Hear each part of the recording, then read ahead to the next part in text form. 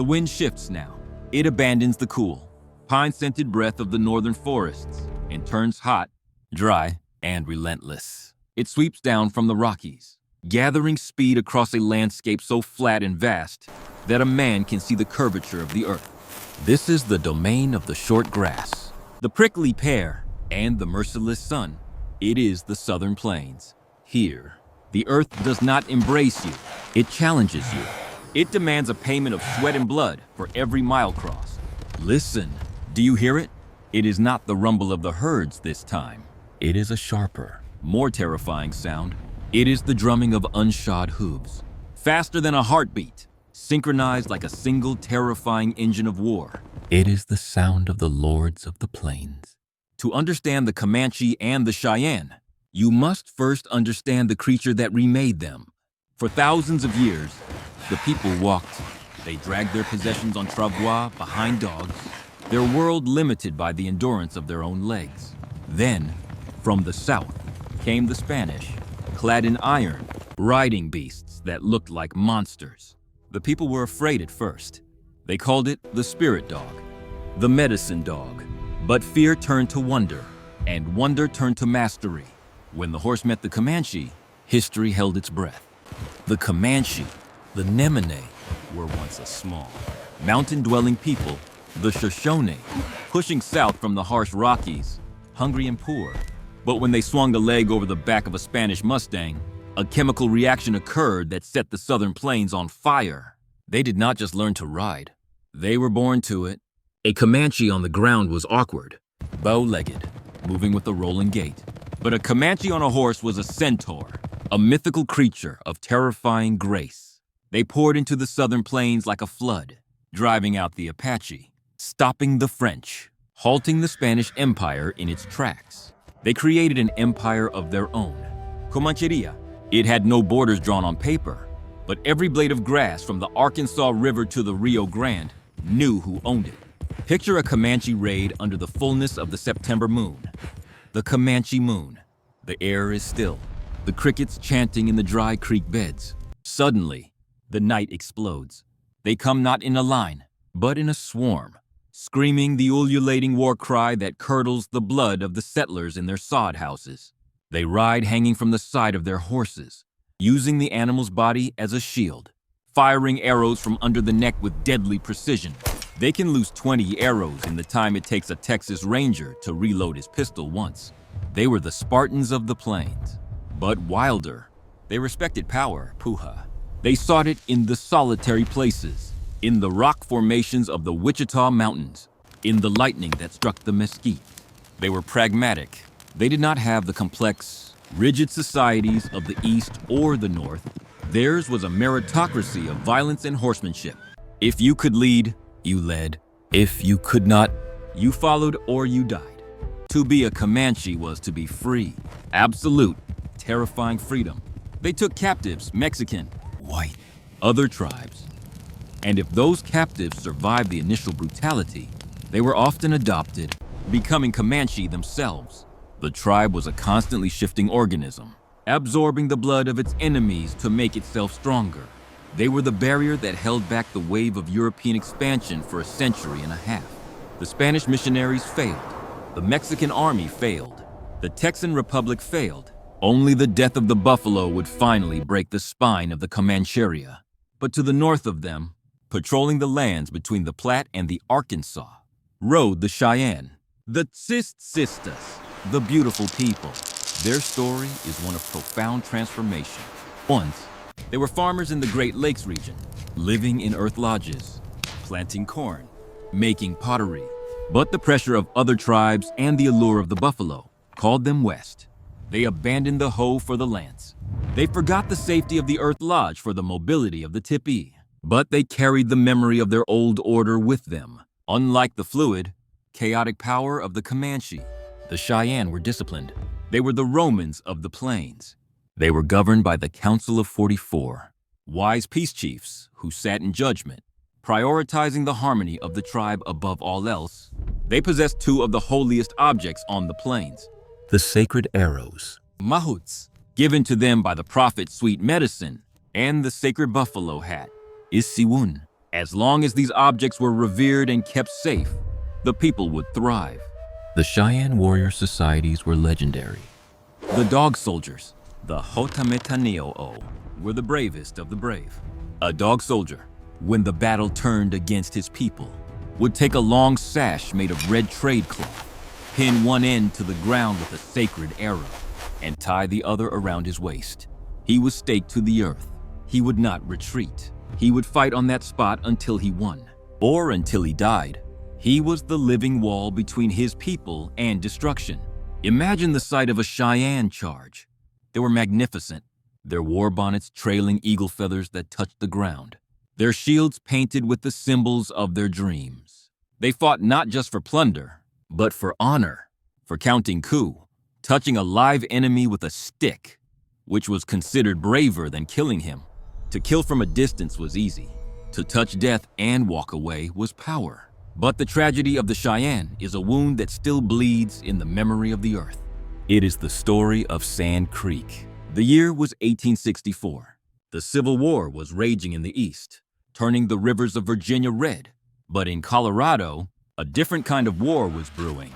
The gold rush had brought thousands of miners, and they wanted the land. The Cheyenne, under the wise chief Black Kettle, sought peace. Black Kettle was a man of vision. He saw the tide coming. He knew that war with the whites was a path to extinction. He had been to Washington. He had been given a great American flag by President Lincoln. As long as this flag flies above you, he was told, you and your people will be safe. Black Kettle believed them. He camped his band of mostly women, children, and old men on the bend of Sand Creek. The young warriors were away. The camp was asleep, the winter air biting and cold. Above Black Kettle's lodge, the stars and stripes fluttered in the dawn breeze. Alongside a white flag of truce, he trusted the promise. Then came the rumble. Not buffalo, not thunder. It was the 3rd Colorado Cavalry, led by Colonel John Chivington, a man who preached the Bible on Sundays and preached extermination the rest of the week. Nits make lice, he had said, justifying the killing of children. The attack was not a battle. It was a butchery. As the soldiers charged, Black Kettle stood by his flag, waving his arms, calling for calm, pointing to the banner of protection. White Antelope, an old chief, saw the soldiers coming. He did not run. He stood with his arms folded across his chest and sang his death song. Nothing lives long, only the earth and the mountains. He fell under a hail of bullets. The soldiers swept through the camp like a pestilence. They did not just kill, they mutilated. They cut down fleeing women. They shot toddlers pleading for mercy. They took scalps, fingers, and private parts as trophies to display in the theaters of Denver. The dry creek bed drank the blood of the innocents. The silence that followed was the silence of a shattered covenant. Black Kettle survived, carrying his wounded wife, his heart broken not just by the loss of his people, but by the betrayal of the peace he had championed. The massacre at Sand Creek sent a shockwave across the plains. The peace chiefs had been proven wrong. The young warriors, the dog soldiers, looked at the smoking ruins and knew there was only one answer left. The pipe was smoked. The runner was sent. From the smoke of Sand Creek rose a unified cry for vengeance. The Cheyenne sent word to the Sioux. They sent word to the Arapaho. Even the Comanche, busy with their own wars in the South, felt the tremor. The white man did not want peace. He wanted the land empty. The years that followed were years of fire. The war for the buffalo began. The Red River War, the Fetterman fight. The tribes realized that their individual survival depended on their collective resistance. The Cheyenne, with their disciplined fury, and the Comanche, with their terrifying ubiquity, made the plains a place of death for the encroachers. But the enemy had a weapon more powerful than the howitzer or the repeating rifle. They had the hide hunters. They came by the thousands, setting up their sharp rifles on tripods, killing 50, 100 buffalo in a day, stripping the hides and leaving the carcasses to rot. The air of the plains turned putrid with the smell of decay. The great herds, the black rivers of life, began to dry up. Quanah Parker, the last great chief of the Comanche, the son of a white woman and a Comanche warrior, watched the end approaching. He saw the buffalo bones piled like mountains at the railhead. He saw the hunger in the bellies of his children. He fought with a brilliance that stunned the U.S. Army, disappearing into the canyons of the Palo Duro, striking and vanishing like smoke. But you cannot fight hunger with arrows. You cannot shoot the winter. The Comanche were not defeated by soldiers. They were starved into submission. The Cheyenne were not conquered by bravery. They were hunted until they had no place left to lay their heads. Yet, in the twilight of their freedom, they left a legacy that burns brighter than the sun. They taught the world what it means to be a horseman. They taught the world the ferocity of a mother protecting her young. They showed that a man could be staked to the ground, facing certain death, and find in that moment a freedom that the man holding the gun would never understand. The southern plains are quiet now. The fences cut the horizon. The oil pumps nod their iron heads where the buffalo once grazed. But listen closely to the wind when it howls through the canyons of the Palo Duro. Listen to the thunder in the Oklahoma summer. It is the echo of the dog soldiers. It is the ghost of the Comanche moon. It is the heartbeat of a people who were bent, but never truly broken. The circle is tightening. The survivors are being pushed closer together. The refugees from the south are moving north. The refugees from the east are moving west. All roads are leading to a grassy ridge in Montana, above a river called the Greasy Grass. The climax is coming. The Apache are holding out in the burning rocks of the southwest, the last holdouts of a continent in flames. We must go to them now. We must walk the dry, thirsty lands of the Apache and the Navajo, and then we must stand on the ridge at Little Bighorn. The wind changes again. It strips off the moisture of the Mississippi and the rolling rhythm of the plains. It becomes a blade, honed on sandstone and obsidian. It howls through the slot canyons where the sun only touches the floor for an hour a day. It scours the mesas where the silence is so profound, it rings in your ears like a bell. We have arrived in the Southwest, the land of the red earth, the turquoise sky, and the people who are as enduring as the rock itself. Here, in the shadow of the sacred mountains, Blanca Peak to the east, Mount Taylor to the south, the San Francisco Peaks to the west, and Hesperus Peak to the north, lives the Diné. The people, you know them as the Navajo. They did not always belong to the stone. They came from the far north, speaking the same Athabascan tongue as the people of the ice. But when they arrived in the four corners of the world, they changed. They did not just hunt, they listened. They listened to the holy people who lived in the wind and the thunder. They learned from Spider-Woman, who taught them to weave the universe into a rug. Picture a Navajo weaver sitting before her loom. It is not just a craft, it is a prayer made visible. The warp is the sunlight. The weft is the rain. Every blanket tells a story of balance. Hojo, beauty before me, beauty behind me, beauty above me, beauty below me. They took the sheep brought by the Spanish, the churro sheep with their long, silky wool, and they built a life of pastoral grace. They planted peach orchards deep in the Canyon de Chelly, turning the Red Rock Canyon into a Garden of Eden. They were wealthy in the way that matters. They had family, they had sheep, and they had the songs that kept the world in order. But the world was falling out of order. The Americans came with a hunger that could not be sated. They looked at the Canyon de Chelly and saw a fortress to be breached. They looked at the sheep and saw a competitor for the grass. The tragedy of the Diné is written in the dust of the Long Walk. It was 1864, the rope thrower. Kit Carson came not to fight warriors, but to starve a nation. He burned the peach trees, thousands of them. The smell of burning fruit wood, sweet and acrid, hung in the canyon for weeks. He slaughtered the sheep and left them to rot. He scorched the cornfields. When the people were starving, freezing, and broken, they surrendered. Then began the Huelda, the Long Walk. 8,000 men, women, and children were forced to march 300 miles to a desolate flatland called Bosque Redondo. It was a place where the water was bitter and made the children sick. It was a place where nothing grew. Imagine the sound of that march. The shuffling of moccasins wearing through to bare skin. The weeping of mothers who had no milk for their babies. The crack of the soldier's rifle when an old woman fell behind and could not get up. They left the trail of bodies across New Mexico, unburied. their spirits trapped between the worlds. At Bosque Redondo, they lived in holes dug into the ground, huddled under scraps of canvas, eating flour that gave them dysentery. They died by the thousands, but they did not die out. They held on to the Hozu. They sang the songs of the mountains they could no longer see. They possessed a resilience that was not made of flint, but of water, yielding, yet unstoppable. In 1868, a miracle happened. The government realized its mistake. The experiment had failed.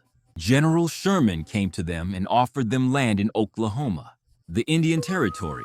Barboncito, the great orator, stood up. He did not speak with anger. He spoke with the desperate love of a man for his mother. "We do not want to go to the strange land," he said. "We want to go home. If you send us there, we will die." The heart of the Dene is in the 4 sacred mountains, and they were allowed to go home. They are the only native nation to return to their ancestral lands and expand them. They walked back, their feet lighter with every step, weeping when they saw the peaks of home. They rebuilt their herds. They replanted the peach trees. And decades later, in a supreme irony, their language, the language the government tried to beat out of their children in boarding schools, became the unbreakable code that saved the world in the Second World War. The code talkers used the words for tortoise and potato to direct tanks and artillery. Baffling the enemy, the weapon the white man could not break was the culture he had tried to destroy. But while the Navajo wove their resistance into rugs and silence, their cousins, the Apache, wrote theirs in blood and fire. The Apache were the ND, the people. They were the masters of the impossible terrain. They could run 50 miles in a day across the burning desert with a mouthful of water. They could disappear into a landscape that offered no cover. They were the wind that kills. To the Apache, the universe was filled with power. Die. A warrior sought power from the owl, the bear, the lightning. They were not a single nation, but a collection of fiercely independent bands. Chiricahua, Mescalero, Jicarilla. They had no central government to sign treaties. You could make peace with one band and be raided by another the next day. The name that echoes loudest across the canyons is Geronimo. Goyawe, the one who yawns. He was not a chief. He was a shaman, a medicine man who had seen his wife, mother, and 3 children murdered by Mexican soldiers. He swore a vow of vengeance that would shake 2 nations. Geronimo was a ghost. He and his tiny band of 30 warriors evaded 5,000 U.S. soldiers and 3,000 Mexican soldiers for months. They moved like shadows. They drank from cacti. They knew every cave, every spring, every secret trail in the Sierra Madre. The newspapers painted him as a monster, a butcher, but to his people, he was the last breath of freedom. He was the refusal to submit to a life of farming on a reservation where the soil was dust and the agents were thieves. His surrender in 1886 marked the end of an era when he came down from the mountains, dusty and defiant. The Wild West effectively ended. The frontier was closed. The heavy door of the reservation system slammed shut. But the story does not end in the desert. The currents of history are flowing north again, converging for one final cataclysmic storm. While the Apache were fighting their guerrilla war, the Great Plains were witnessing a gathering of nations such as had never been seen before. The U.S. government had ordered all Lakota and Cheyenne to return to their reservations by January 31st. 1876. It was an impossible order. Given in the dead of winter, the people refused. They were following the buffalo. They were following Sitting Bull. Sitting Bull. Tatanka Iyotake. He was more than a leader. He was a holy man, a vision seeker. In June of 1876, the tribes gathered in the valley of the Little Bighorn River, the greasy grass. It was a city of tipis, 3 miles long, 7 councils fires of the Lakota, joined by the Northern Cheyenne and Arapaho. Thousands of warriors, 10,000 people. Sitting Bull performed a sun dance. He offered 100 pieces of his own flesh to Wakantanka. He danced until he fell into a trance. When he awoke, he spoke a prophecy. I saw soldiers falling into our camp like grasshoppers, upside down. It was a vision of a great victory, but a victory that would come with a terrible price. On June 25th, the prophecy came true. Lieutenant Colonel George Armstrong Custer, a man with hair the color of straw and an ego the size of the mountains, rode toward the encampment. He did not scout.